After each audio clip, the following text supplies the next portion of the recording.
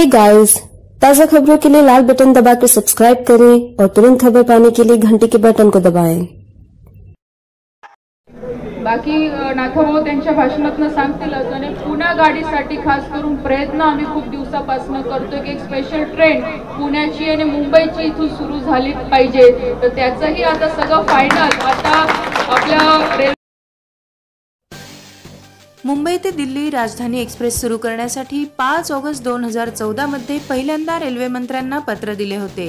त्यानंतर गेल्या 4.5 वर्षात दोन्ही खासदारांनी राजधानी एक्सप्रेस सुरू करण्यासाठी 22 वेळा पत्रव्यवहार केल्यानंतर आज राजधानी एक्सप्रेस सुरू झाली असल्याची माहिती माजी मंत्री आमदार एकनाथ खडसे यांनी दिली। मुंबई ते दिल्ली राजधानी एक्सप्रेसला जळगावला थांबा देण्यात आला। जळगाव स्थानकावर शनिवारी रात्री 8:20 या गाडीचे आगमन झाले। त्यावेळी भाजप पदाधिकारी, कार्यकर्ते व प्रवाशांनी ढोल ताशांच्या गजरात जोरदार आतिषबाजी करीत स्वागत केले। त्यावेळी खडसे हे बोलत होते।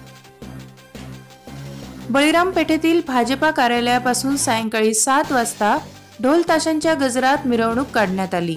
स्वागत प्रसंगी माजी मंत्री एकनाथ खडसे, खासदार रक्षा खडसे, खासदार ए.टी. पाटील, आमदार सुरेश भोळे, जिल्हा परिषद अध्यक्ष उज्ज्वला पाटील, मनपातील भाजपाचे गटनेते भगत बालाणी आदी उपस्थित होते। यावेळी आमदार सुरेश भोळे, संघटन मंत्री राजेंद्र फडके यांनी देखील आपले मनोगत व्यक्त केले। जळगावहून दिल्ली जाण्यासाठी या गाडीचे प्रथम तिकीट जळगावातील प्रवासी राजेंद्र परमार यांनी काढल्याबद्दल त्यांचा खडसे यांच्या हस्ते सत्कार करण्यात आला। या गाडीने जळगावहून 8 प्रवासी बसले तर सीएसटीहून जळगावपर्यंत 150 जणांनी प्रवास केला।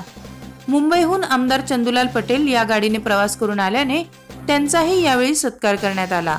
दरम्यान भुसावळहून ही गाडी जात असताना चेन पुलिंगची घटना घडली। एकाच ताब्यात घेण्यात आले।